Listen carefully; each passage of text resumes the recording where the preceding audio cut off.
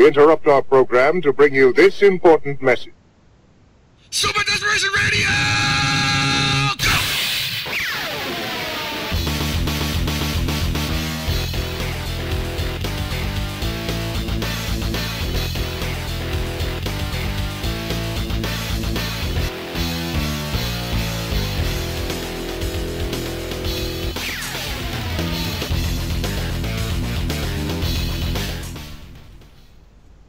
Hey everybody, welcome to another great episode of Super Desperation Radio, where we're kind of flying half blind because nobody else can see me right now, right? I mean, no. It's fine. So that's your cue to start talking. No, just kidding. Welcome, another great episode. Hope you enjoyed the intro, new and improved. You mean it works? It works, again. Is it new at that point? Or we just fixed something that was broken? Considering how many times we had a broken intro, there's probably a lot of new fans we have today just that came to watch the shitty way we do business. And we're sorely disappointed by the fact that everything was working today. Sorry, guys. We got our shit together finally. Sorry. The show works. I don't really know what to tell you. The show that works. There we go. That should be the new title. As long as it's not the show that sucks. It's never coming back. If any of you were fans of the shows that sucks, it's not coming back. Don't worry, there'll be something later. We're pretty close. Yeah, we're going to have a fun show today. We're going to talk about topics for about 30-ish minutes, maybe a little less, and then we're going to have Rick the Hadou on. So let's get into things. Ed, new Street Fighter DLC character. He is a boxer with psycho power, apparently one of Bison's clones that was raised by Balrog. Yeah, in the same vein as Abel. He wasn't and raised by Balrog. He doesn't have motions or charges. He just has what looks like negative edge, multiple punch or kick buttons, and that's weird. He's also got a burn knuckle. Yeah. I like that. Sorry. Anyway. So we're talking about Ed right now, right? So yes. I enjoyed that trailer quite a bit after I got about 50,000 tweets to say, hey, watch the video. Your boys are like, you matched together. Capcom's trying to seduce you again.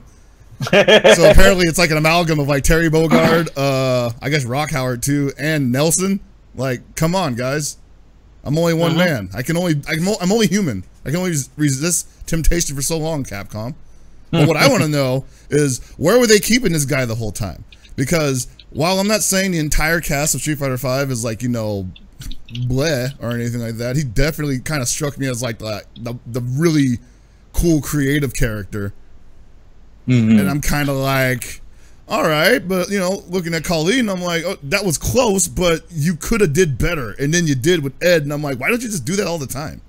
I mean, I get they can all be winners, but like, holy shit! I mean, his costume isn't a winner. He's got 3 costumes though. You got okay, 2 out of 3 of them are atrocious, and one of them is just it's him and it's just him and his boxers. Hey, the shadow costume, the bison costume, the sexy bison costume is going to be the hottest costume this Halloween. So don't knock it. Much. No, yeah, that one. When I saw that, I definitely thought of like a boxer like who's like already got the belt, walking in doing an entrance, or then like a wrestler where he's got all this like big coat, walking in like just hamming it up, like that's right, drink it in, baby, fucking, I'm the best. That's the kind of vibe I got off that. I mean, you would assume he would have that personality too, because like, I mean, look who raised him. Like, well, he seems really snarky, but not so much cocky.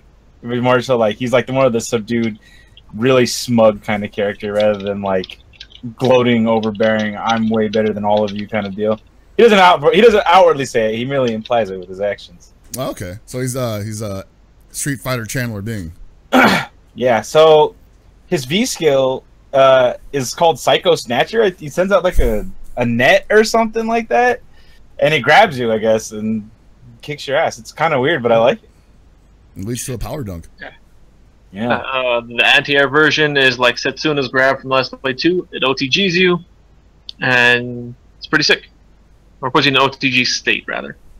Yeah, so I don't know exactly how his V-trigger is, but I think it's that little fireball that he sends out, right? But it says change flight speed with the directional buttons. Is that before or after? Or can you get like some like Coom style, like you kind of don't really control it, but you can control how fast it'll move left and right?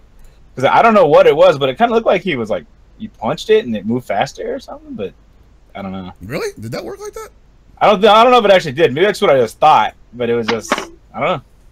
It definitely is just a big moving wall of hits that you're supposed to use for like setups and mix-ups and stuff like that. Mm-hmm. That much is pretty obvious. And that's like been proven to like kind of be really strong in this game. What with like characters like Ibuki and stuff. So if he can kind of harness some of that and do like really good damage, like could be like the first DLC character in this game. With the first outing being really impressive, other than Urien, I guess. Although I don't know, like nobody really said whether or not Urien was amazing in the previous season, but yeah, that's cool. I'm hoping that this is sort of an upward trend for Capcom DLC characters now because I'm really looking at it now. Mm-hmm. So what's interesting to me is the no motions and like no charges, because this has sort of been beaten to death, I think, over the years with people simplifying motions to make things more friendly and that whole debate. But what's interesting is when he's the only one without it in a game, does that give him an advantage? Speaking as for a guy who plays a character who has that philosophy going, no. Like, it's actually kind of awkward at first. I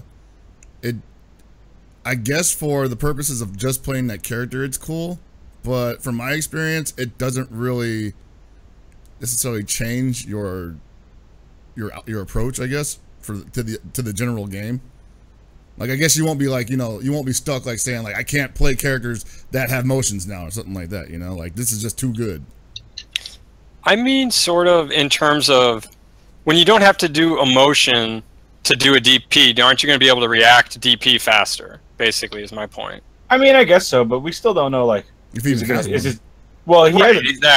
We don't know what his move properties are. Yeah, we don't know if it's invincible. We don't know what you can get off it. We don't know what the damage. We don't know if it's like starts up in 7 frames or something. There's a lot of things that I'm sure have been taken into consideration in execution standpoint. Oh yeah, that's definitely a big advantage. But it also adds to his uniqueness, I believe. Like he is a character that can do this. It's not like I don't think there's going to be a trend or anything like that. Like every character from going forward now is just going to be push the buttons. More so, rather, just kind of going to be his style. Oh, okay. So I'm watching the trailer again while we're talking about it too. It seems like that's just actually his Psycho Punch thing, his forward medium punch, the Psycho Spark, where he like punches out a little ball. If you EX it, it does the Psycho Shot, which kind of just shoots it out. Okay. Huh. Okay. Yeah. At least that's what I'm gleaning from this information.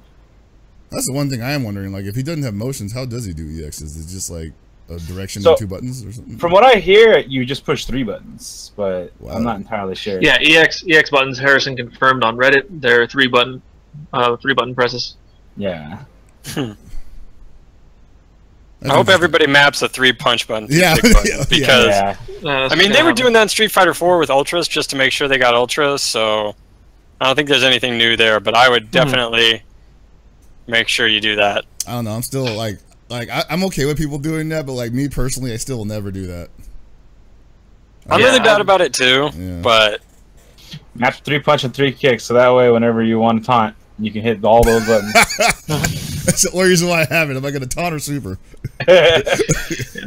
So all of us, what do we all think about the character 1 to 10 so far? Really cool. As a gameplay standpoint, from what we could see so far. Gameplay standpoint, from what I could see, I'm gonna give him an 8, solid 8. Damn. Looks cool. Yeah. Interested, definitely. I liked Balrog. Psycho Balrog sounds cool. I think until I know more, I'm sitting at closer to the baseline, which is like a 6, 7, maybe a 7, because he's really interesting. It's just really going to depend on how his normals shake out, like if they're really good or really trash or some just kind of middling, and the properties on his specials. Chris? I'm gonna go with a 9.5 on this one because he's got so much that I want to try out just based on archetype alone. This character speaks to me. Like, I literally think, like, Damon's over there saying, like, let's just put him out there now. Hell Pockets is gonna love this. The only reason why I give him a 9.5, that extra 0.5 is just simply because I don't know what anything does. So that 0.5 is dedicated to learning the character when he comes out. But until that then, 0.5 is the mystery of the character. The mystery of the character. I don't give a shit about the mystery, basically. Damn. I'll give him a 7 for now. I like a lot about him. The input thing is good for people like me who can't do motions for shit anymore. I shouldn't laugh. That's sad. And I like the design. design's whatever. He just looks like beefy buff rock with a cape and ripped as shit. Okay. I'm obviously basing this on the Bison Balrog type hybrid design, which I like. I genuinely do like it. Yeah. So up next, Chris, you have been you haven't been shutting up on Twitter about some KOF stuff. What is that? Mainly that was just obviously about a week ago I made the tweet about how the state of the community was basically a drastic 180 from where it was maybe back in October. I think there's a lot more positivity surrounding the scene, and despite what got me wanting to talk about this topic being, Song complaining about the balance of 2.0, there was a lot of positivity in response to that, basically. I feel like if this had been almost a year ago or less than a year ago, like there probably would have been, not so much disagreement with them. Maybe some fanboying disagreement, but not like any solid argument disagreement. But there was like solid discussions behind why Song's opinion was flawed and why people disagreed with it, and there was a lot of just like really good conversation behind it. And it's actually the first time I've heard that in the KOF community where people are actually talking about why stuff is working and not working for them. And that's great. That's great to have. And you couple that with the fact that we've gotten the most support from SNK in the history of them making games, like it just makes me more excited for the state of the community. So I'm gonna give it an A+, man. I think we're doing really well. We got a lot of steam behind us. We just had Texas Showdown, which is an amazing tournament. Good shit to Violent Kane and Paco for that amazing grand finals. And let's go on in the combo breaker. Like, dude, 100-man plus tournament possibly? Rick's gonna tell us, gonna lay it on us today, man. I don't know. I'm so sad I can't make it, but it's gonna be an amazing show. That's all I got for it. It's good. Keep up the good work, guys. All right, thought you were going to discuss something else, but that's cool. I like this better than the other thing. The other thing is not really worth discussing. No, we're not. It's too late. You're 5 minutes drunk. No. Even though it's only been 2. Shout out to Anunnaki. Blessed. Oh boy. So, on top of all that, Paul, you are a big Tekken fan. Anthony, you are also a big wrestling fan. You're both wrestling fans. Yeah. The New Japan Cross Tekken stuff has kind of made it stateside, right? Yeah. Yes. So, while we definitely have the shirts now being sold by Pro Wrestling Tees out of Chicago, when they did the overview of Eliza or Elisa or whatever they want to call her, Vampire Girl for Tekken 7, they actually showed the in-game Bullet Club shirt as well. Which leads me to believe, although we have nothing confirmed, that we're going to get all that stuff in Tekken 7. Which is awesome, and it's something a lot of us, who are wrestling fans, were really hoping that we would get to see, because it's just kind of a neat thing for us. You don't see a lot of that in video games and that cross-promotion, which is why it was so cool when we started to get the shirts now as well. So, I'm pretty hype about it.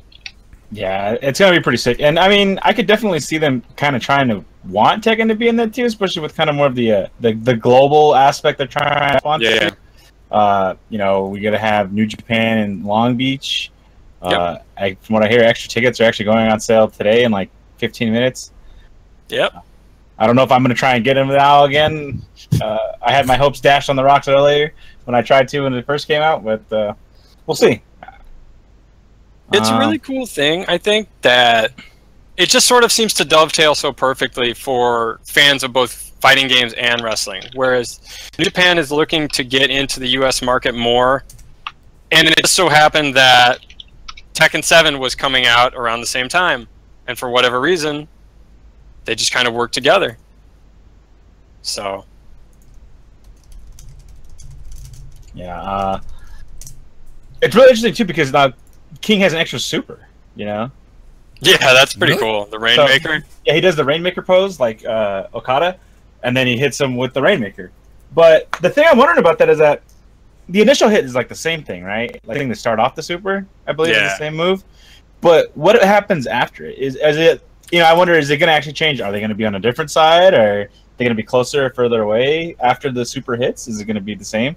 So that's like some questions that I was wondering, because I hadn't really paid as much attention to exactly to it. But I was like, oh, that'd be interesting.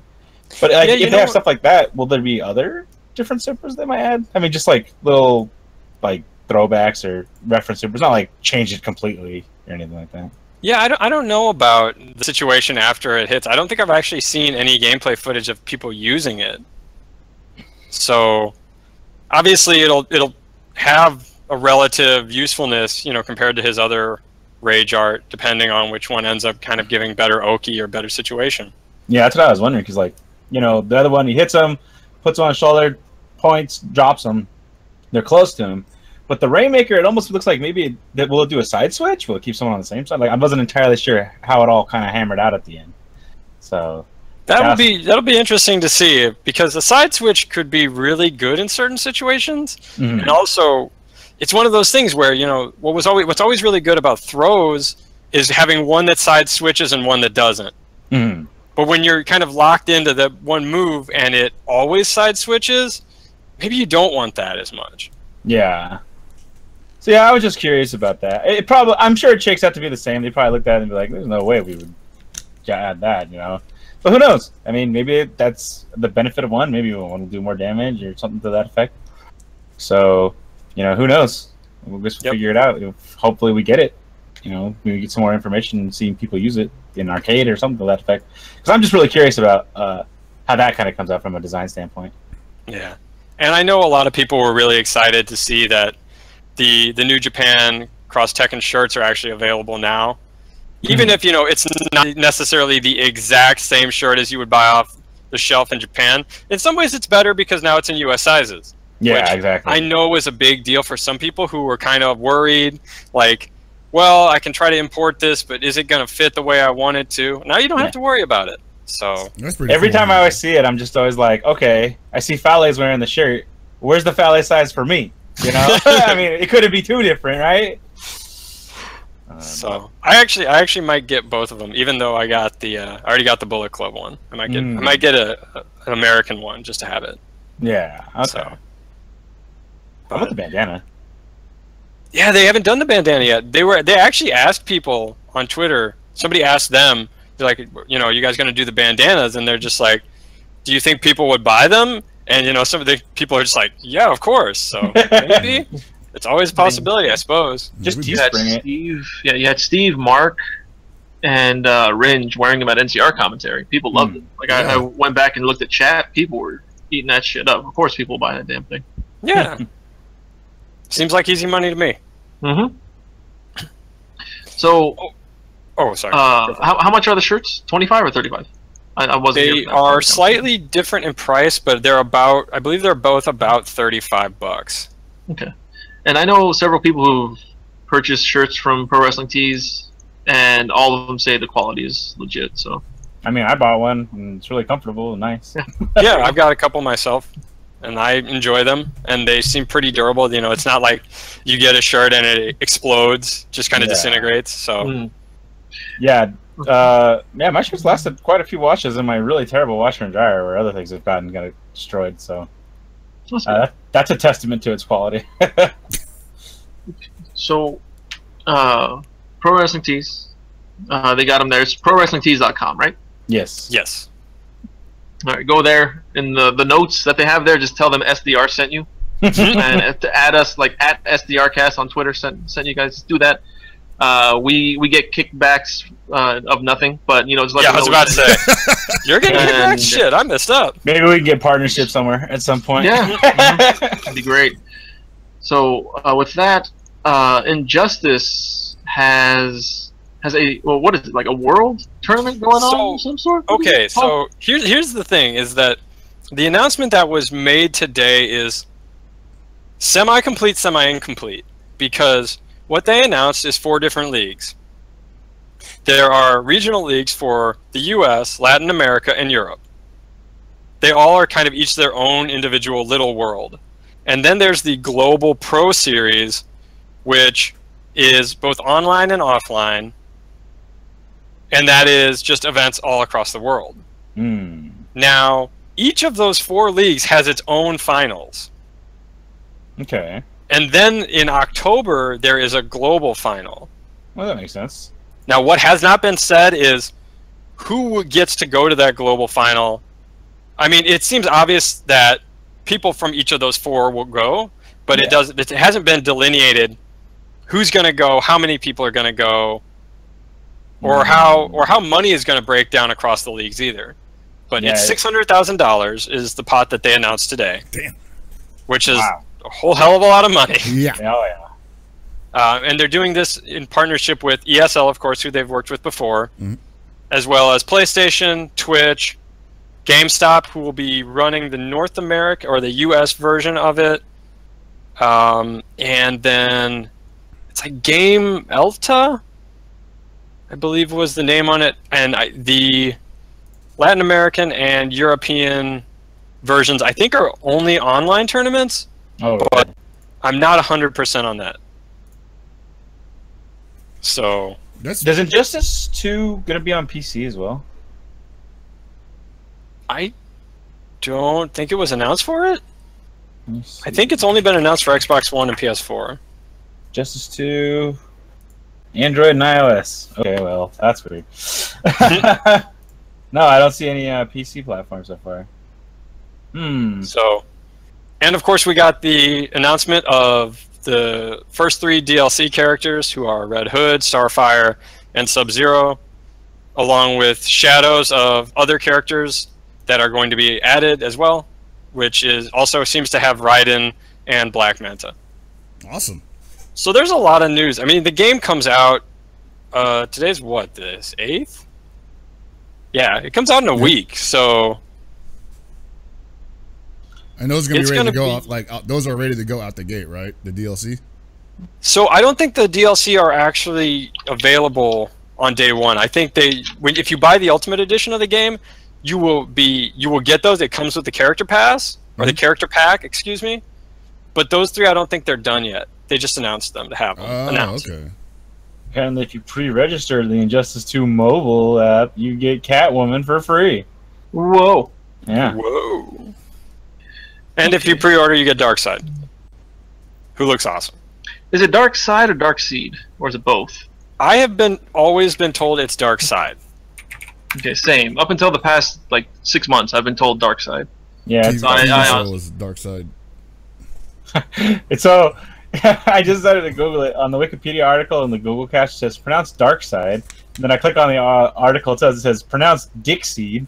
Alright. I think this has been vandalized. Old Dickseed. Good old Dickseed. Oh, man. You got to warn me before you're going to say that. It almost went all over the damn mixer, man. So, I'm really interested because... Okay, for one thing, I'm really interested to see how Injustice 2 shakes out as a competitive game. Because there's a lot of really interesting characters in it for me to look at. And I do intend to get the game. But Combo Breaker, and we can talk to Rick about this, is coming up, and it will be the first big event for this game. And it's in Chicago, where NRS is. So What? you have to figure that they're going to be looking very closely at this event in terms of how the game moves forward. Yeah, man. So, no pressure, Rick. No. Yeah. No pressure on Rick, who we're waiting on to join the Skype call. All right, No pressure there either. So We he's going can to see his. Oh, there it is. So, gotta switch it. Okay, no, nobody needs to see my work process. So, continue to talk amongst yourselves. Yeah. So I didn't know his name was pronounced Dickseed until now. Yeah, old Well, Dickseed. You ain't just whistling Dickseed. Does that mean he plants dicks? Like, is that like Johnny Appleseed, Johnny Dickseed? He's a seed of somebody's I dick. think that's more like Attila the Hun. Well, aren't we all when it dick comes to seeds in a way? I I mean, I don't know. Can you stare death into people? Ooh. I mean, as a dad, I reserve the right to do that, but I have yet to master it. You gonna buy that shotgun just so you can have it sitting on your lap? I'm not gonna First buy time a she shotgun. brings the boy home. The dumb thing is, if I buy a shotgun and I sit on the porch with it in my lap, I'm probably gonna get shot. So You're not wrong. You're not wrong. I'm like, no, it's just inflatable, man. It's inflatable. It's a flotation device. Oh man, is Rick's webcam not working? Is he just? Oh, okay. Rick There. wants to show video. You got it. Oh, I was just accept it. I was just admiring that this is the show that I always choose to come on. He was like, "What am I Look, doing?" you know what? Hold on. Since you're here, you are a huge comic book fan, right? He cannot hear me. No, he's Apparently not. You can look Can he behind hear me. any of us? I No, have he a can hear. camera. He can hear you. Okay. He's like, Oh, okay. I can't see. The I camera. actually just looked at his. I actually just looked at his camera, and I was like, "Damn, Yeah. dude!" Like, Oh yeah, I see it now. All right. No, Bring it onto my no. big That's screen. all But- War and Peace and So- you know. How is it pronounced? Is it pronounced dark side or dark? Dark side. All right. See, It's I'm going Dick with- Seed. so we're all wrong. What Wikipedia told me. Yeah. That's what it said. Was You it believe Wikipedia everything you wrong? read on Wikipedia? Well, Oh, you have questionable life skills. not necessarily, but I definitely like to check it because I edited it in the last 24 hours because Google Cache definitely gives me a different story. So It's that's like pretty the fun. fucking hound Yeah. is on there. He's just like, "Oh, we're gonna love this." Well, if you're telling me Wikipedia is wrong about everything, that's where we get all of our information from. I don't think we actually Um, fact check anything. Well, we don't have a fact checker anymore, so we have to go with. Yeah, but Wikipedia. Doofus is gone. Is everything ready, Chris? I would no, point yeah, out it's that in on college they told me never. You're not even allowed to use Wikipedia as a source. So Well, yeah. That's just college, though. This is I mean, Just okay. college. For the real life, we always use that shit. Fuck it. You No, do this but one here's the thing in real. college. Here's the real You tip. don't quote it, or you don't use it as a source. You use their sources as a source. Yeah, exactly. You go to the bottom of the page, be like, "Oh, this is where the footnotes are." All right, I'll go to that page and then quote this. Thanks, Wikipedia, for getting a conglomerate of knowledge that I can go take a look at and just be like, "Whatever." I hope I get an A. Whatever. I hope I get it. I mean, that's all you're trying to do, right? I was just wondering how like a freaking professor knows you're using Wikipedia. He's like, "Dude, how much time do you spend on Wikipedia, Professor Brown?" I mean, it's pretty obvious to tell when somebody's been using Wikipedia. He's like, "Boy, you don't know this word." I mean, think of how often those guys are reading academic papers, and then think of how often you know somebody's talking trash because of frame data they read from somebody else's Twitter feed. Yeah. That is a good point.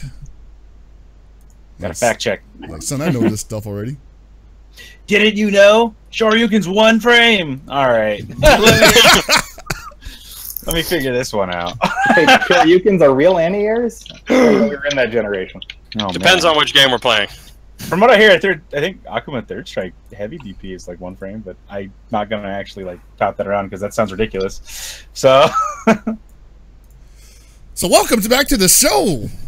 Yeah, we'd like to welcome Rick the Hadou, owner, proprietary, right? That's how you spell it? yeah, something like that. Dark side. Mm-hmm. Dark side. Dark Side. Runner of Combo Breaker. Owner of Dark Side. Owner of Yo, Dixie. if I owned Darkside, I'd be making so much money right now. Oh yeah. Pre-orders out through the roof. So how you doing today?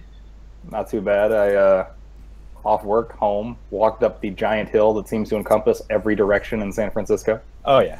How was the public transit, from what I hear? Muni struggled today. Just like every other day. Oh yes. It was great yesterday. That's what I said was every other Sunday, day. man. Yesterday was Sunday. There was nobody out Time I there. was supposed to be. No, man. Like you gotta get on that stuff. Like 3 hours before you gotta actually go anywhere, because otherwise you're. Damn, gonna what be does he late. live in LA now? Pretty much, man. San Francisco downtown is just like LA condensed. Oh, It's like that's LA, but they have to saddest say thing the I've heard all day. Yes. You are grossly overestimate what Twitch pays if you think I can afford to live downtown. No. Oh yeah, you're a Twitch cop now, huh? Twitch cop, man. snap. You're our first Yeah. Twitch cop because we tried to get Mike Ross on here, but he was like, "You guys don't play Street Fighter." And I'm like, "Okay, touche." Yeah. I think he was actually just like, your guys' show sucks. I'm not going. I mean, he'd be right on both accounts. but Yeah, still, I can't really remember Wow. what he said. What are you talking about? Sometimes I play EX, Wow. But yeah, Game but with you all are accounts. you are a 2-time guest on this show. The last time you came on, it was for NCR last year. Now you're on as a San Francisco local. Welcome to the swamp, sir. By the way, officially, I'm welcoming you. And you've got the biggest week of your year coming up. Of my year? What's going on this weekend? Not this weekend. The biggest week of your year is coming up. Combo Breaker. We have different opinions of the biggest week of my year. Oh, excuse me. Okay, Yeah. what else is going personally on, think- Mister? I personally think him moving from the Midwest to here is a bigger week than Combo No Breaker. way, man. Probably.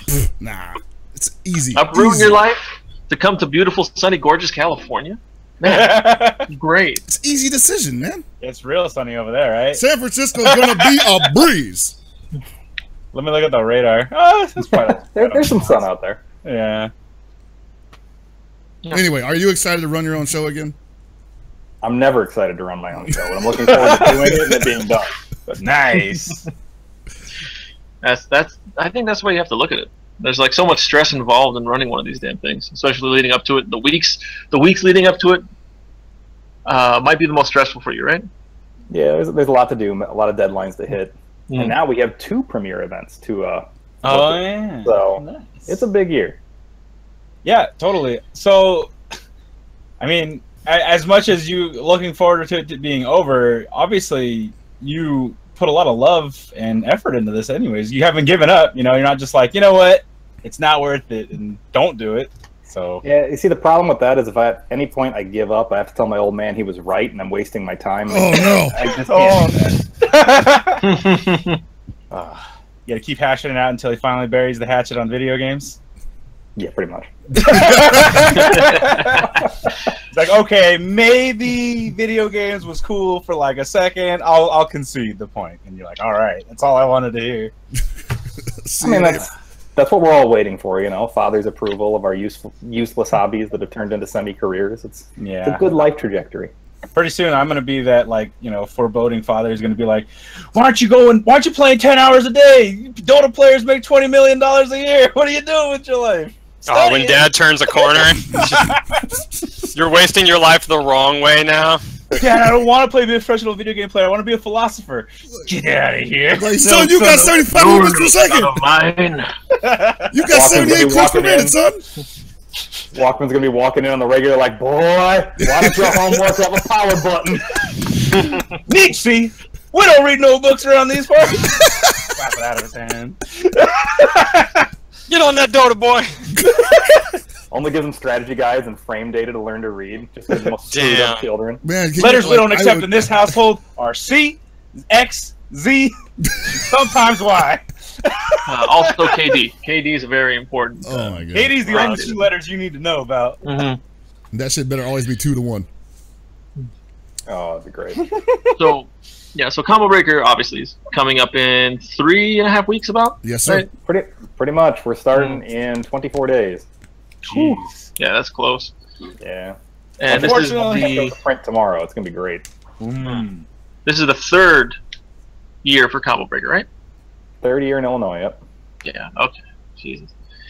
Yeah. And this is so last year we had you on. You remember Gumbo Maker? Yes, I do. How'd that work out for you? Yeah. So I wanted to update you on that. I think only 2 people are showing up. Yeah. I think people on the show are liars. Look, I'll tell you. You cannot drive a lawnmower while making gumbo. If I somehow quit or get fired within the next 24 days, I will be there. I will have gumbo. I really don't think Combo Breaker is the first place you should be. Like, you know what? I should get a last-minute plane ticket to Chicago and go to a tournament now that I'm fired. I mean, look, you can still file your unemployment and catch a flight. It's not that hard. Yeah, no, they said you can't go to Combo Breaker. Actually, well, I'm gonna have to run too many brackets. I'm gonna be like, none of you guys get to run brackets. I need that money right now. I'm running 50 brackets. I wonder if you could run enough brackets to afford a flight. It's got to be a lot of brackets, though. All right, I need close. These 40 people to go to these prospective stations. You got like 8 megaphones and shit. What I want to know, though, you just started working for Twitch, and I want to know whatever you can tell us about that. What is that like? There is a godlike snack room, and I'm going to be Santa Claus size, and then Flo size, and then I'm just never going to do anything ever again. I mean, that's what I hear, that you can kind of just, like, walk in there. Are you guys in the AWS building? I have no idea what the name of the building is. Well, it's like... It's a gray building. I take a train to get to it. That's about all I know, man. Well, because I definitely went to the Amazon Web Service building one time, and it might be the same one. It's like on like the 11th floor or something like that. Because you know they're all in the same building, just different floors. I went up and I definitely like did an interview there, and I was looking around. I'm like, okay, so they got a beer keg, they got fridges, they got island with full of snacks. Like, boy, I wish I could work here instead. I only did that, and then you just feel gross all day from the amount of Skittles you've consumed. Wow, it ends badly. Yeah, Mike was talking about that. Your saliva is actually like it's juicy. Motor oil. Oh. Yeah, 10 weight 30 out of your mouth, just like use it as super glue. No, yeah, I totally feel on that, especially with nowadays I've actually been eating like way less at work. There's too much time for me being tired to do anything else. Yeah, I hear you. But I mean, that's really cool. Hopefully, you're adjusting well to the area, because obviously, I know that it's a bit of a culture shock in every sort of which way, including, you know, money mostly, and how the layout. Fine. The money part is just screwy. The amount that, like, burritos shouldn't be this expensive. Yeah, no, I feel you on that. But yeah, I don't know. It's good so far. Well, that's good. Yeah, I mean, I live in the East Bay, and where I live, burritos should. I think I bought a $10 burrito the other day, and that was not cool. So I was really sad, and it wasn't that good. I was like, God, man, I'm sad for you. I tried the new spot, and it was not worth it. Well, it's just when you go to the mom and pop burrito spot, where you know the burrito is supposed to be better, and then it is better, so that's good. But it somehow costs more than the Chipotle burrito with the extra guac, with the chips, with the drink. You're like, this doesn't feel right. That's what happens when you got to make $80,000 a year to live comfortably, and I am nowhere near comfortable. I was gonna say, yeah, that mom and pop's rent right now is probably. I might as well be sleeping on jagged rocks. That's how comfortably I'm living out. Damn. So, You got it good, I mean, you've got blinds. You're doing better than some people. Most people, oh yeah. yeah, that was here when I got here. So It's just that's it. That's all I got. You didn't hawk the blinds yet, though. You know, for the money, and just put up sheets. So you're doing okay. Nah, he's got to sell that lamp first. He needs to find Oh, some that's true. That lamp looks like it could be worth a few dollars. gotta get that tin foil. Put it up on the window. Block the sun out. Hey! What are you talking about? No, I mean seriously, because I'm gonna have to sleep during the day, and summer's coming, and I have no air conditioning in this house. So Well, that's what I do. Oh God, that was the worst foil part. On 2 windows, and I got some shitty blackout curtains from Walmart, and they are shit. Man, they're bad. boy, I can't wait for us to actually talk to Rick about anything he wants to talk about, as opposed to just talking. You're kidding? This is great. I was gonna, Hey, look, we could talk about, you know, how he already had, like, Combo Breaker he's still got several weeks to go, and he's already getting to deal with people wanting to get seated on particular days. I mean, we could talk about that. You think that just started? That happened No, for yeah. 12 months straight. Like, the first request happens in November. At some point, you just get really tired of people don't read. Like, You know we've done what? this for years. That's what it is. What I gotta know, like, when is it like really chafing you when they ask you on Twitter in front of everybody? Like, Are you kidding? I'd be doing the exact same thing. I'd be the first guy like, yo, I can't show up Friday. Let me in Saturday. Because some poor person with less integrity than my bracket staff will say yes, and then my life is easier. So I don't blame anybody for asking. I'm going to be the first guy asking, too.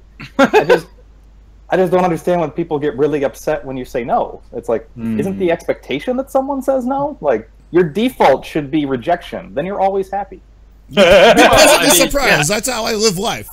Be optimistic. It's very clear that these people are rarely told no. Well, I don't know if that's true. That mean, might be a certainly part of it, man. Maybe.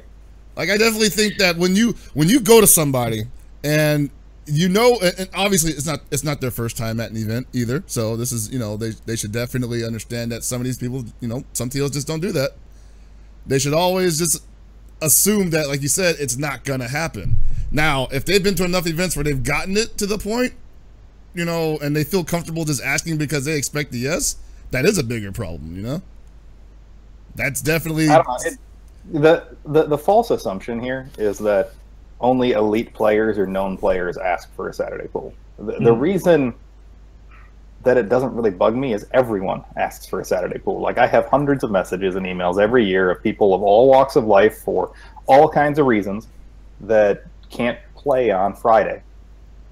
And the only reason we have to say no to everybody is the second we say no to any one of those people for any reason, you have to say yes to all of them. And we can't run a tournament that way because we don't have enough space, equipment, or time. This was a big thing when Keith was running UFGT as well. Yes. And he ran it exactly the same. And it was hilarious because I think there was a similar issue that happened where a quote unquote star was denied and just became a big baby about the whole thing. And that was fun. I mean, people are going to do what they're going to do. You know, the biggest takeaway I think from this though is that you said that you've gotten emails since November, so I really gotta commend the people who took the initiative to actually not do something last minute, where they're just like 2 weeks. By the way, can I get a Saturday pool? And it's just like, no, what? The first one that showed, I think it was like a week after the trailer went live, so it was November 28th or something like that. I have to look it up. Mm-hmm. But that guy, you almost want to say yes to that guy on principle. It's like, we're a half a year from the event. You're planning way ahead. Yeah. I don't even plan out lunch tomorrow, so you're just on top of your stuff. Give me that Saturday pool. Like jamming the keyboard. Saturday pools, please. Yeah. As a business proposition, I would like to ask you about the potential investment in Saturday pools. I mean, this has been a problem since 3-day tournament started, though. Yes. Yeah. I think it.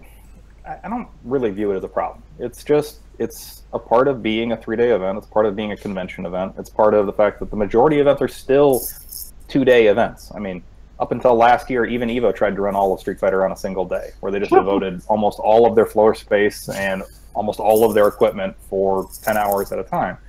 And there's nothing wrong with that. So the expectation that that's how it should be, or that that's how it is going to be prevalent. And that doesn't bug me. At the end of the day, the event that we run, with the amount of games that we run, with the attendance that we get, we have to split it across the days because we have to be able to get into semis by Saturday afternoon.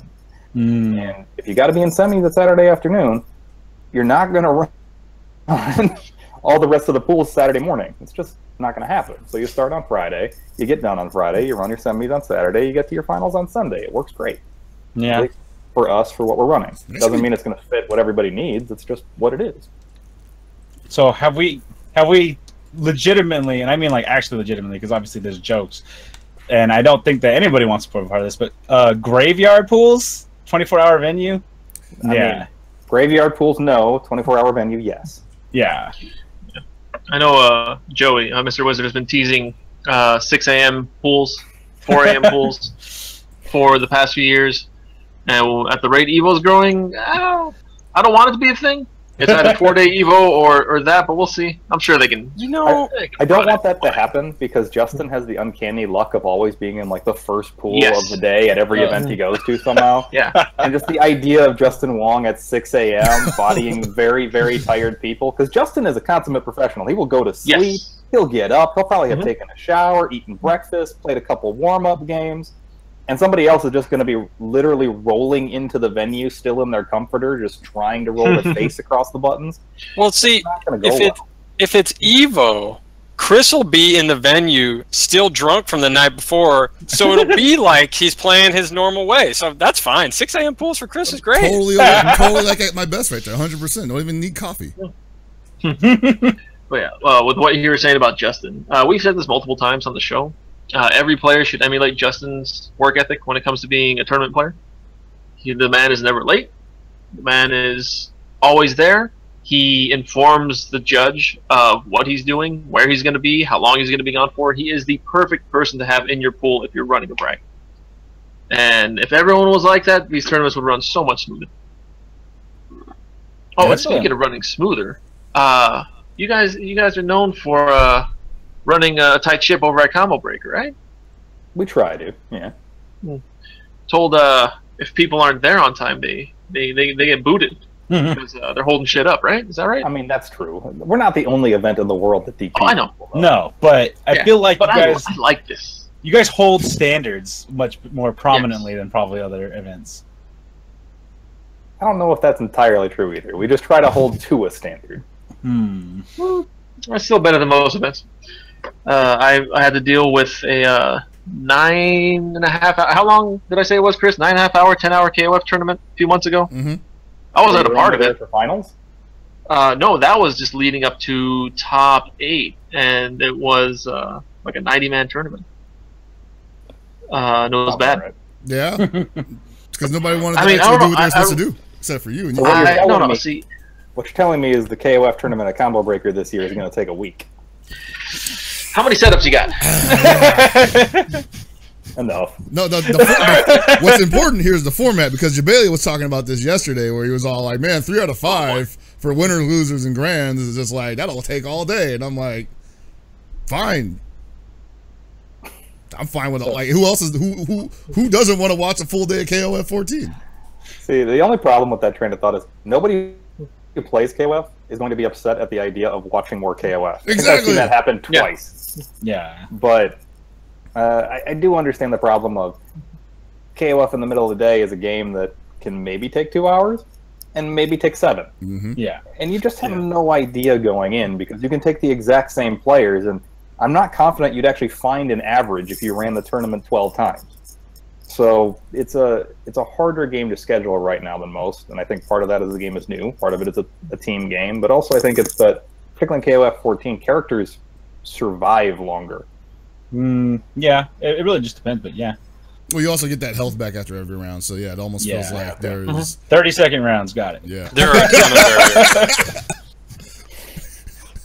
So speaking of KOF, and you've kind of been releasing approximates like where each game is in relation to one another in terms of entrance.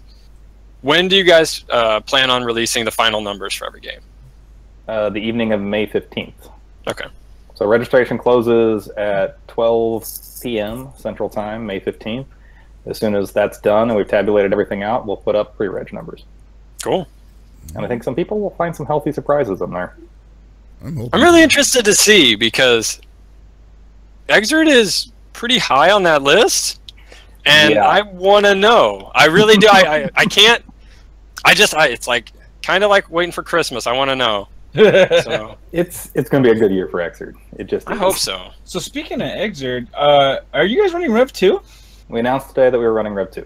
Yeah, that's awesome. I mean, that was you guys voted for it, right? Like we did. So when the Rev 2 demo came out, we sent an email to every single registrant of Combo Breaker and had them commit to a poll so that we would know what their preference was. We asked them what they wanted to run on, if they still wanted to compete, if we ran on the other version of the game, and then tabulated that. I also checked in with all of the local TOs in the Midwest region to see who was immediately switching to Rev 2, because Rev 2 is the game moving forward. And particularly if we're going to be training people for EVO, there is an element of, if everybody wants to switch to Rev 2 and then we don't, we're also robbing people of 2.5 to 3 weeks to train for whatever tournament they're going to compete in after Combo Breaker. So once you have that knowledge in hand, plus you have a poll that overwhelmingly went for Rev 2, it becomes irresponsible as an organizer not to then go with the community interest, go what's in the best interest of training for the next set of tournaments, and just move forward with that version of the game. And it's not great for people like me that play Guilty Gear on a PC.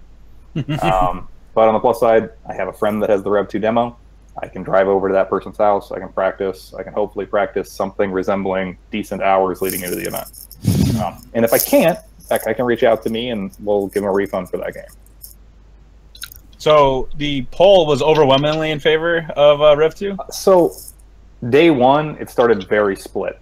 And I was like, oh, this is going to be neck and neck, and it's going to be a hard decision, and it's going to not be great. And by the time we closed the poll, it landslide. All right, well, that's cool. I mean, yeah, it makes sense. Everybody wants to get their grind for all the future events they want to get to. Might as well get a head start. I think people want to play ninjas. Yeah, that's true. Yeah. Ninjas and samurais, that's it. You know what it is? I'm pretty sure. Want to play Samurai Don't say it. We're saying it. We're saying it. All right. Tasty Steve got a hold of the registration emails. He emailed every single person, said, I will find you. I have a big buddy named Shaq, and we will beat you to the ground if you don't pick Exert 2. All right? That's what he did. You really the big Diesel is going to run people over. To even 2 people's houses? No, I don't. But think about it. Steve is so convincing. People will believe him. I don't know. I'm pretty sure Shaq is taking a couple steps in the key. A couple too many. He travels a little bit. Who's going to say anything? You're right. I mean, he's got 9 toes now. It's hard for the man to travel. Wait, what? Really? Oh, you didn't hear? Yeah, he got a toe cut off like back in his Laker days. Yeah, the shoes like suffocate the toes too much. Jeez. I was unaware of that. Yeah. Interesting. That is suffer for your art, I guess, huh? Yeah. There's a joke in here that goes along with losing toes and carrying Steve around, but I can't quite figure out what it is. You know, I'm sure somebody on the internet will come up with one. It was the big toe. What it is Steve is the size of Shaq's big toe. That's what it is. Oh, that's not entirely fair. I mean, Steve is the size of Shaq's bicep. Okay. Yeah. Yeah, that's about right. Steve did put up a tweet about Groot and Rocket Raccoon and MVCI, and I did make the comparison to Shaq being Groot and Steve being Rocket Raccoon because they both ride on the big man's back. So I mean, it's entirely true. And I mean, when Steve was cheating for Shaq on E-League, he kind of just fit in the silhouette of Shaq's It's no wonder the ref couldn't see him. Yeah, like literally hidden by Shaq's torso. They did a good job. They make a great pair, those two. I like it. You know, that'd be a great buddy cop movie. I'm just saying. Perfect. No. I would see. I would take it. I'd pay for money. I want to find out. I want to find the script and read a script that's written for Tasty Steve, where the writer's pretending to talk like Tasty Steve. Oh, that'd be great. Oh man, trying to have to write in like Steve voice. Yep.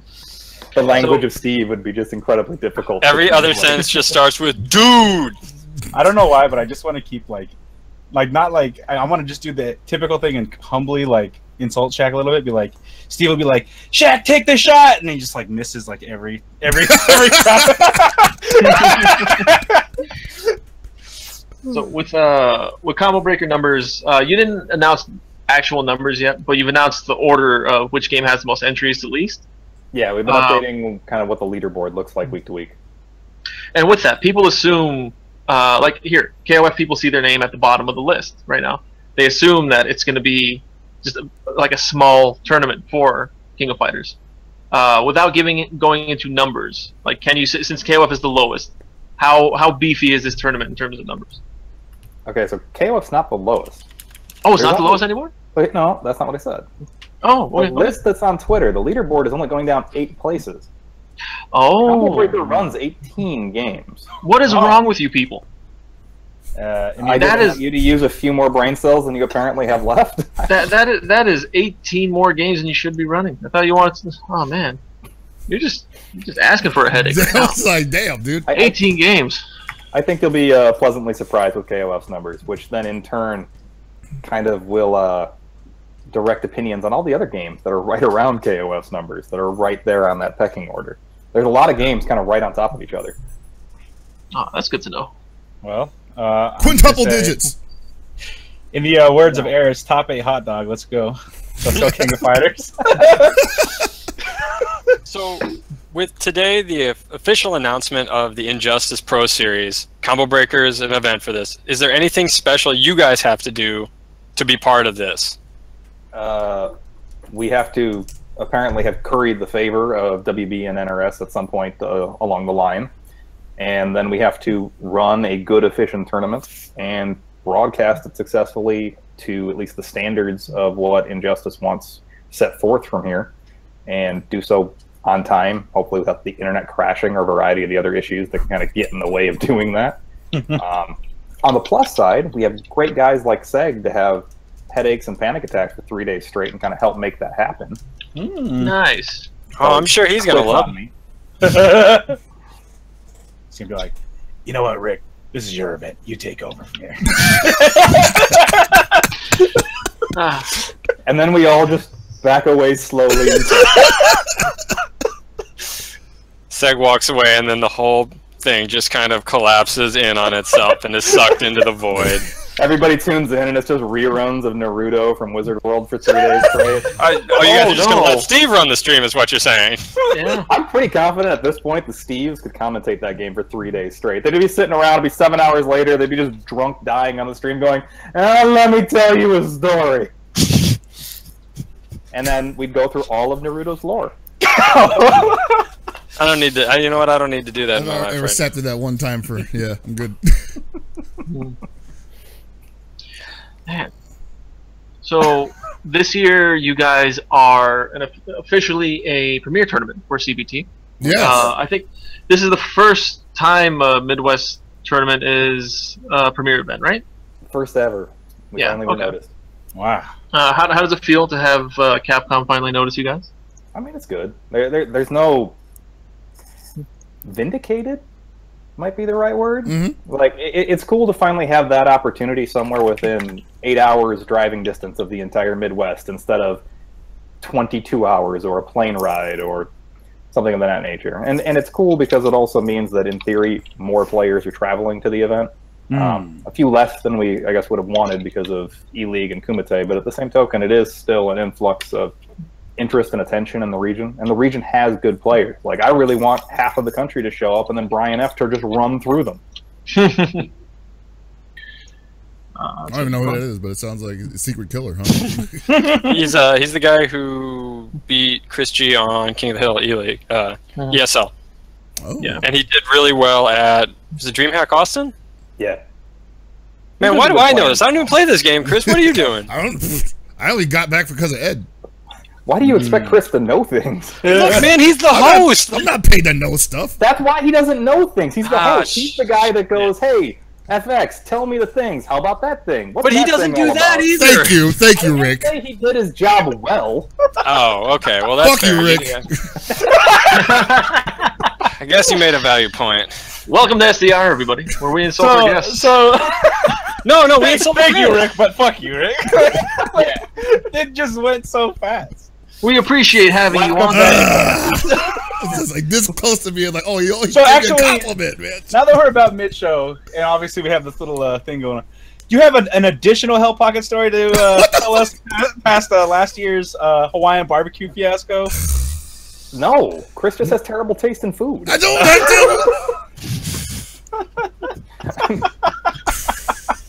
There's no new story. The original story was so bad he hasn't had a sequel. I'm not reading that. That's not a film I'm gonna go to. I won't send my enemies to that feature. Such a good story still. It's always going to be a good story. It's a great story. I can't stop laughing about it. I actually asked him at NCR because I was asking him about the barbecue place because we were trying to screw with you again. We were gonna ask you to like get Hawaiian barbecue or something, right? And then take you to the actual barbecue place, and you'd be like, "Oh, pleasantly surprised." See, here's the thing. Seg took me to an actual barbecue place, so I know they exist, which makes your failure even worse. Damn. Hey, at least I tried. And it's not even my fault the first time. I categorically deny the fact that I Oh, is it told not you your fault? we were even going to get barbecue. You said we are gonna go get barbecue. Actually, first of all, you should be blaming Gibby. You should be blaming Gibby for this because I told him we were going to get Hawaiian barbecue, and he's like, "Hey, Rick, you want to get barbecue?" And I'm looking at him like, "Okay, he said barbecue, but he didn't say Hawaiian part. But whatever. Rick's not dumb. He gets in the car anyway." I understand you're trying to do the Trump thing here, and stuff can't be your fault. But you were driving. You said barbecue. We spent 30 minutes in a graveyard for some reason the first time I was in NCR. I was debating leaving you guys there. That's why I couldn't I get. could have left, I don't know, flowers for your grandmother, and we still got bad food afterwards. I was completely aware of where I was going, but all these people talking in the back, and you're talking to a single dad right now. So you know when I got kids in the back yelling about, "I don't want Hawaiian barbecue, Daddy. I'm gonna throw you in the damn graveyard." No, hold on.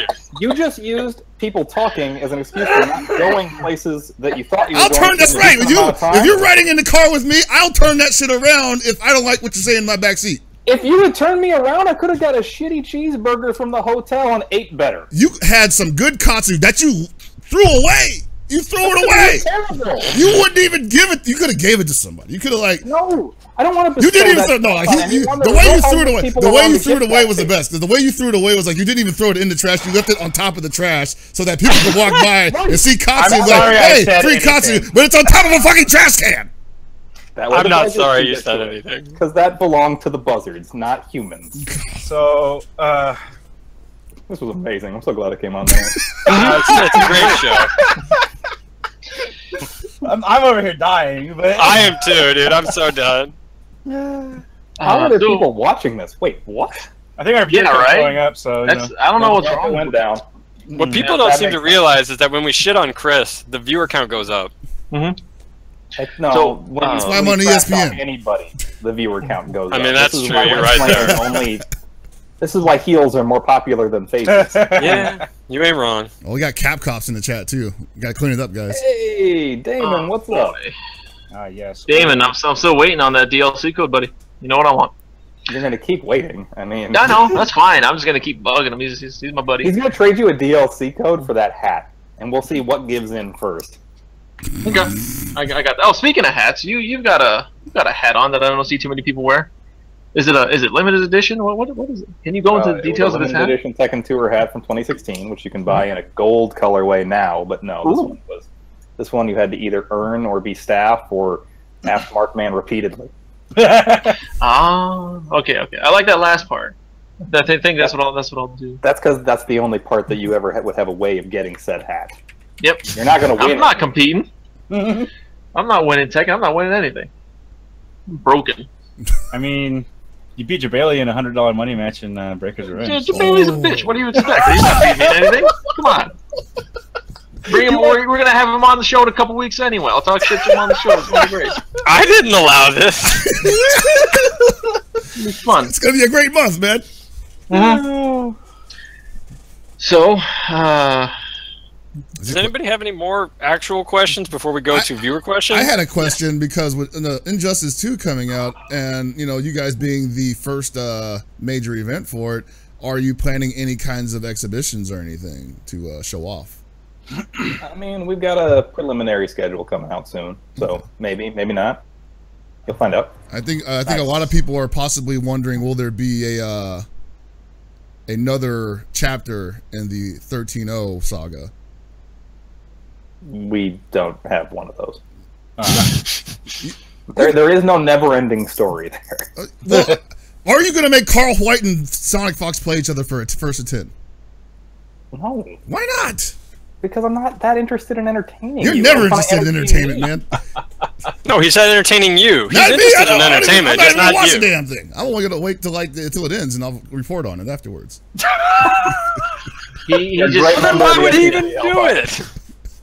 You don't go to events. You don't watch events. I go to events. I'm going to CEO in June. I wanted to go to Combo Breaker, but I have a job training. This dude is too busy watching Japanese KOF footage and pays no attention. It's all good. You're right. You're right. I can't even deny that. Chris is going to catch. I am cracking out clip on KVO footage. I mean, it's a good thing to do. I can't knock you for that. Okay, so for those of you who haven't heard me repeat this multiple times before the show, if you're watching now and you have any questions for Rick, tweet at SDRcast on Twitter, and we'll get your questions to him depending on how much time we have left. We're going to start going into the questions. Oh, Jesus Christ. The first question is by a good friend of the show. You know him, Rick, the Bestaban. I do know him. He's asking, can I get put in pools for Saturday? And then he blocked me all the questions, isn't it? Maybe. God, I hope not. We'll see. But he blocked you, apparently. Oh, no? Man. No, and he's fired. Ooh. Rough business. Yeah. All right, next question. Okay, so this isn't about that. Amazing Chest Ahead, good friend of the show, amazing poster of tweets, asks, this year Combo Breaker got hit with some overlapping events. Do you feel anything more can be done to reduce this in the future? On the same subject, can you shed some light on how far in advance you and other TOs have to set up things, or have to set up, and the difficulties this brings? So, Combo Breaker was booked last June.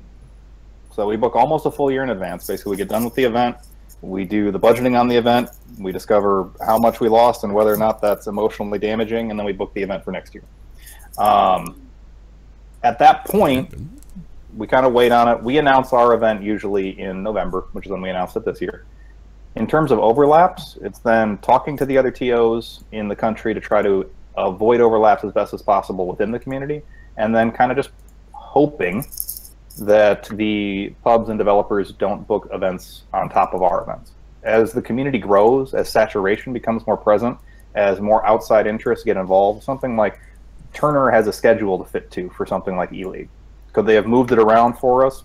Maybe. I don't really know. But at the end of the day, if they're looking at doing E-League for Street Fighter V and they go, here's the dates we can run it, and they look across and they go, this one has the least conflicts, it just conflicts with Combo Breaker, but this way it misses NCR and Texas Showdown and 3 other events along the way. Then you go, well, that's unfortunate, but this is the best version of what we got, let's go with this one. Do I like that? Of course not. But is it the end of the world to me either? No. I think the bigger headache on that front was probably Kumite. But at the same token, if I look at the list of players invited to Kumite, Only, I think, 2 of them have ever come to the Midwest anyway. So regardless of being upgraded to a premier status this way, there's nothing for me to look at that and go, yeah, those guys 100% would have come, so I'm unhappy. I'm not. This way, I get to go, okay, we're probably still going to have a dope tournament. We've still got a great bracket. We've still got quality talent, quality broadcast. We're almost guaranteed still going to have good matches. And instead of so-and-so from out of the country, maybe I get Brian Epp versus Smug in losers finals, winners finals, grand finals, and that match is still great. And then somebody from the Midwest gets a crap ton of Capcom Cup points anyways. That's great. I'm like, I don't see a big negative to pro players going and playing for a ton of money elsewhere and everybody else on the come up having a real actual chance to come up. Boilerplate answer, done. Nah, but I mean, it's all good. This question is not for any of you guys. It's just a generic question. I'll ask Bronson this question. What? It's a question about Bronson. It has nothing to do with us. So GTO Akira asks, how does being a premier premier event affect organization of the tournament? So you've got to structure pools so that more can balance out with broadcast needs by the tour. You have to make sure as much as possible that you're not overlapping important tour events on top of each other. And I don't mean that in the sense of the actual event itself, but let's say we've got an important top 8 for Injustice, and we got an important top 8 for SF5. You're definitely not going to put those on top of each other because all you're really doing is throwing the players and the viewership out of being able to watch either or. Now, we're not going to do that anyway. It's not something we've ever done. But you start having to pay attention to, do we have enough space and time to run the pools? Are we running it on the equipment that's approved to run it on? Are we working with the broadcast team to make sure that their needs are met for what they have to do? Something you know very well. And then just kind of making sure you're presenting that game and that community in the best light you can. Okay. Oh, good friend of the show, Ebonic Plague, asks, how's your day going? I mean, it's good. I had barbecue for lunch. What kind of barbecue? The kind Moving of on! And molasses sauce. And no rice. What kind of style is the molasses? Hey, brown rice is good for you. Usually Texas, but it also can be Louis or even Kentucky. Molasses-based sauce is the best based sauce. I mean, I agree with you on that.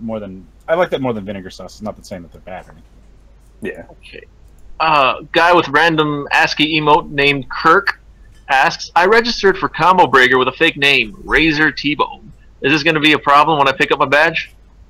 No. If you can prove that Razor T-Bone belongs to whatever your email address, which belongs to you, which belongs to your ID, go for it. If you can't prove you're you, you're going to buy a new badge. I'm totally going now, and I'm calling myself Razor T-Bone. There you go. You can prove you're Razor T-Bone. We technically have the date and time you registered. Plus, if you really had to, we can contact the bank and figure out what the credit card was. Oh, man. So, I mean, at the end of the day, we can figure out you're you. Just don't make us work that hard. It takes up time. Registration lines are lame to begin with. Keep it moving. Yeah. Well, speaking of that, not part of the questions here. When is badge pickup for Combo Breaker? Thursday, Friday morning, all of Friday, Saturday. Nice. So. Okay. Or you could have just had it mailed to you. Oh yeah, you got personalized badges mailed to you, right? Everybody's doing that this year. It's pretty cool. Man, I could have gotten Razor T-Bone on the badge, but I could have got Razor T-Bone on your badge. You could have been Taserface. Oh god. Oh, shit. That would have been amazing. No, that name sucks. Wow. Good friend of the show, Ace King Offsuit asks, what are your thoughts on the order of top 4 matches? Is winner final, loser final, grand final terrible, or are people overreacting? I think it's definitely outdated at this point.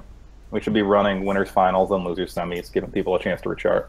It's a lot easier to go on a loser's run and ride that momentum into grand finals than it is to come off a winners finals feeling broken and go right back into what is arguably going to be your next hardest match of the entire bracket. Okay. I got to close this question. That's the Bronson question. I'm gonna go do something I don't really do very often. Lord Seglia didn't fail the test, but he asked, "Hi SDR, can you ask Rick if we can have a Saturday only stream, please?" You can, just not a combo breaker. Well, that sucks for me too. God damn it! I don't like any of that. I was hoping for that. Nah, I ain't gonna happen. Look on the bright side. You could get there early enough to drive to Kuma's. That's a good idea, isn't it? I'll try that out. I'll try that. You're even paid to be there, so you have Uber money. I'm paid. Man, I don't know. I told you were paid. If you're not, that's your fault. Yeah, no. Damon told me I'm paid. He told me he pays me. So, thanks, Damon. Damn. Good job, Damon. Just way to keep the bearded man employed. Oh man. So dog's barking. Whew. Yeah, he does. Doesn't like it. So Macross asks, how's crowdfunding for international players aligned with Combo Breaker's pre-reg window? Do people reach out for special events and exhibitions? Say that again. How is crowdfunding for international players aligned with Combo Breaker's pre-reg window? Do people reach out to you, I'm assuming he means, for special events and exhibitions? I mean, people definitely pitch exhibition and special events to us, and if that fits into the schedule or aligns with something we want to do, we're going to look into it. If you're asking, do we change reg windows on account of crowdfunded players? No. I mean, our reg window is closing 11 days before the tournament. If you haven't figured out you're coming by then, you're not booking a flight internationally. Nah. I think what they might be, or what we might be trying to say is that if, someone's coming out, would you maybe like try to do an exhibition with them upon hearing that, oh, this is video now? I mean, potentially. If the idea is there and it sounds fun, yeah. I mean, most of the exhibitions we run are either things that the core staff thinks is fun or somebody pitched to us and then wound up fun. I'm not huge on just doing a ton of grudge match-based exhibitions or just going this great player versus this great player, because I think that happens a lot. I'd rather take that hour or 2 hours and run a screwball Marvel auction. Oh, I love those. I like screwball Marvel auction. Speaking of which, you guys do auction tournaments every year, right? Yep. Which games will you be doing auction tournaments for this year? Some of them. Okay. Oh, I like that. I like that. Good answer. Good answer. And on top of yearly tournaments you guys do, you're known for having the largest mystery game tournament, or the most consistent mystery game tournament. I honestly don't know if it's the largest. I'm going to assume it is the largest anymore. We just run it every year, so I'll take consistent. I heard this year you guys are doing a waitlist in the event people don't show. There's a waitlist every year. You just haven't read before. Okay. No, I don't read. It's just I know. I read books. I don't read the internet. And basically, because the mystery game always sells out, and this year sold out faster than it ever has before. Like, you couldn't register for mystery game by February. Wow. Which is also why it's not on the names list at any point, because it's a giveaway. But there are a couple of people every year who don't show up for mystery. And so we waitlist players and drop them in because mystery's mystery. People deserve to play. As long as Hyper Dragon Ball Z is on the docket. Jeez. I cannot confirm or deny that any game is on the docket other than somewhere in mystery every year you will play TMT Tournament Fighters. I like that. I take this because someone who runs Combo Breaker is a big TMNT fan. Is that right? A little bit, yeah. I like that. Majin Obama. What a name! Yeah, right. I was giving him shit for his name in chat. He looks nothing like Majin Obama, by the way. Points me. Just regular Obama. We need a Majin Obama meme now. Someone should make that. Yeah, so just someone put that M on his forehead. Chris, get to it. You know, Photoshop. Pink though. Can't be just the M. Yeah, we got to make him pink. We got it. What's this? So he's asking, what are your thoughts on head-to-head setups versus side-by-side? I like both. For the most part, I like running side-to-side at tournaments because when you're playing on the floor, you're not playing head-to-head anyways. And so when you get off the floor and go to the stage, that experience should be as similar as it can be. That was one of the things that I really liked about Red Bull Battlegrounds last year is that they ran head-to-head on stage, which has gained popularity, but they also ran head-to-head for every single setup on the floor, which is a space and an equipment thing that most events can't do. So that was super sweet. I like head-to-head, though. I like the traditionalist element of it. I like the out-of-game kind of silliness that can come with it. I don't know. Both are good. They're just different. It's like AstroTurf versus grass. Just get good at both, because at some point during the season, you're playing on both. Yeah, AstroTurf is bad for your knees, though. I mean, It's true. Yeah, so's football. It's true. football is bad for your head. Yeah. Worse for your head than it is It's for your pretty knees. bad for your body Yeah. in general. It's pretty cool though. I agree with that. I know this question wasn't asked for us, but I do want to. Hold on, let me check one thing before doing it. Yeah. How about you guys? Just really quick, head to head or side to side? I grew up side to side, so I never played head to head until people started doing it.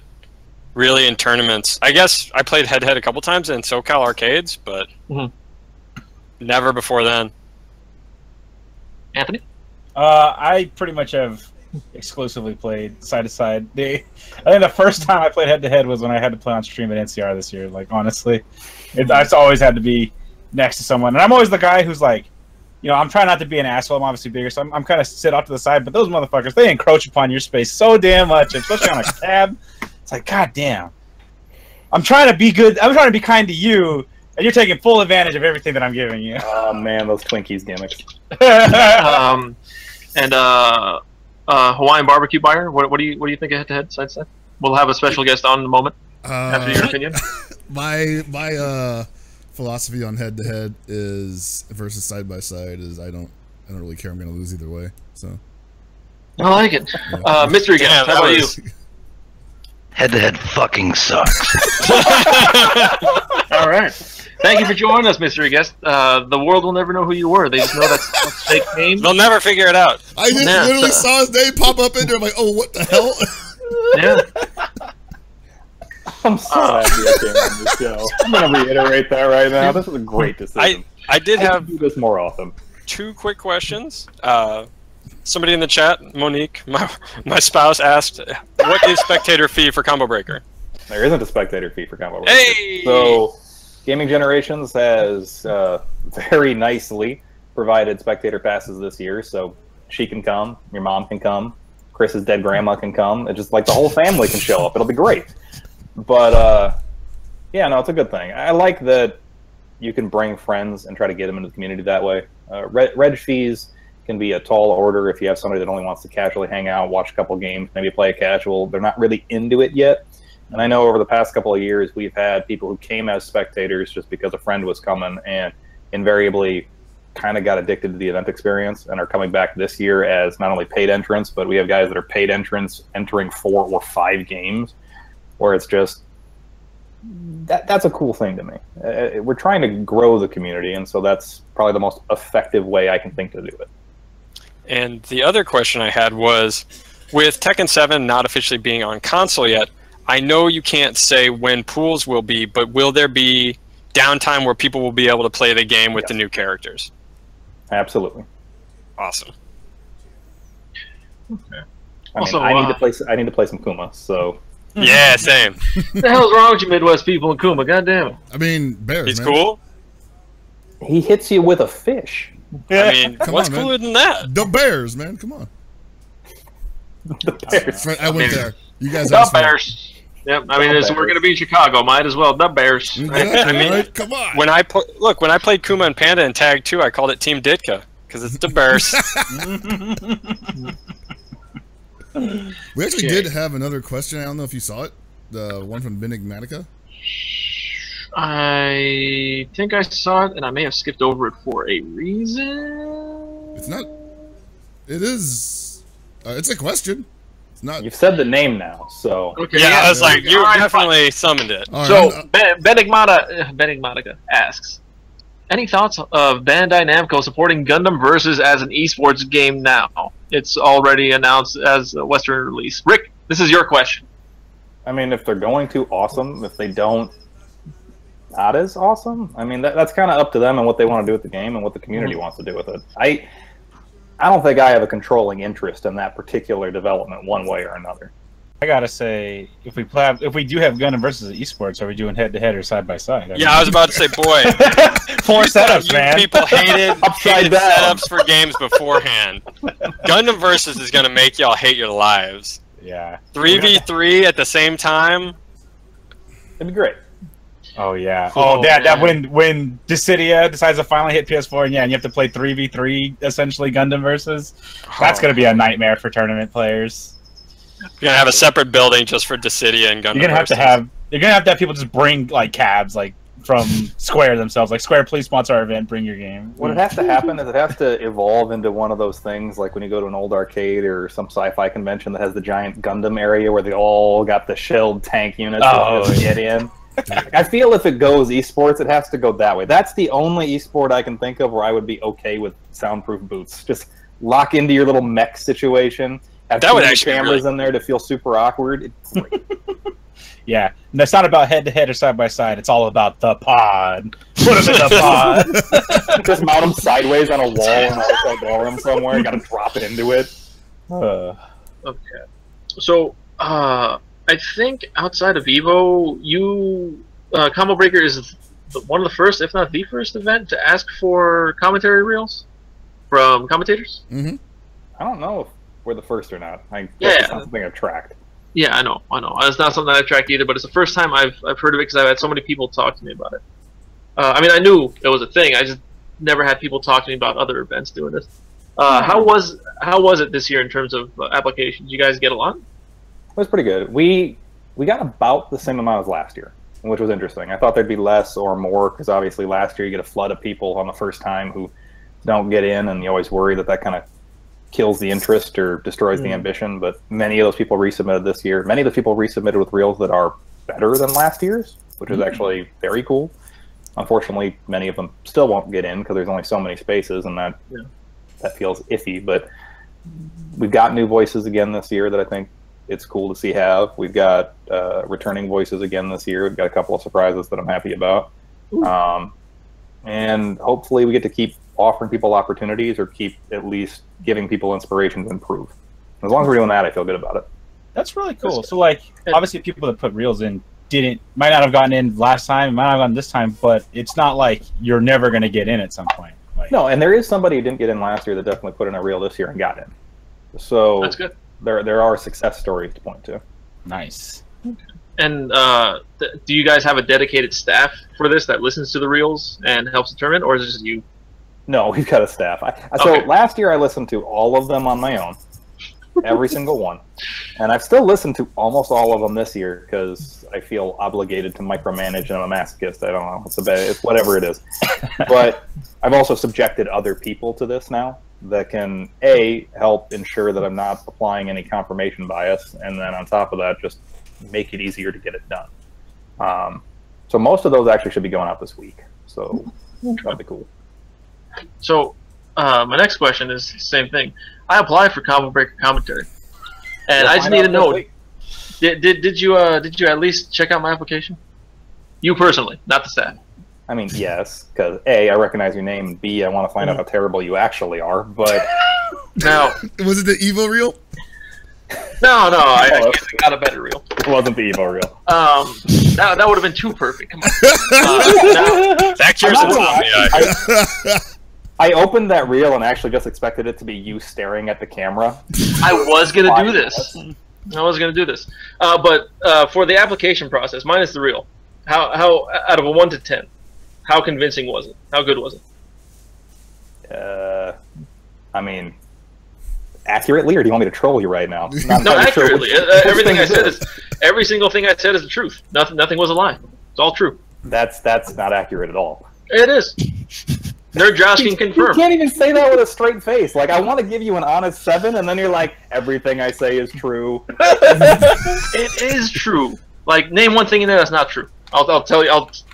We can do this off the show. I'll tell you one thing that you said is not true. When you told them we were going for barbecue, when I said Hawaiian barbecue, very clearly, everybody else heard me. Who's everyone? No one heard you. Literally, no one. Gordon heard me. He was like, yeah, I want to get Hawaiian barbecue. I was like, okay. Anyway, carry on. What's next? I think that is it for the. Wow, hold on, my tweet deck is getting stupid. But I think that's it for the fan questions.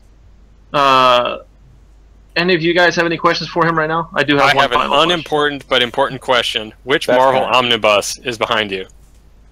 It's like on the corner. Like, I think it's. Let's see which one. There's a Wolverine one here. There's a Silver Surfer one up there. We've got a Spider-Man one down here. There's Power Man and Iron Fist, Daredevil, Judge Dredd. That's not Marvel though. Yeah, I don't know. There's more over there than I should have spent money on. It happens. So you gotta do this. Have a wall full of notebooks. Notebooks are over there. That just makes me want to paint the wall though, and that also has its own downsides. Yeah, no, I get that. That's true. But I can't see. It's just right here. Wall. I can't put anything back there. Not fancy enough. House not big enough. Yeah, that sounds like a very accurate California problem. Let's see. So, what's up? How do you all live in such confined arrangements? Well, from what I gather, my place isn't that bad. I'm in the 1,800 square foot place. It's not terrible. It's good. That's not bad. Yeah, I have a lot of space in my room. It's got what, about 15, 20 foot high ceiling. That's good too. It's big. It's full of nothing on the walls, except for a ninja star that has a bomb crag on it from Dragon Quest. Good at decorating. Paying for those walls, you can't afford decorations. Yeah, see, the ninja star was free. It came from an actual factual ninja. He's training. I live. Yeah, this is my 900 square foot house with a baby and 2 old people. Yeah, and 2 old people. Mm-hmm.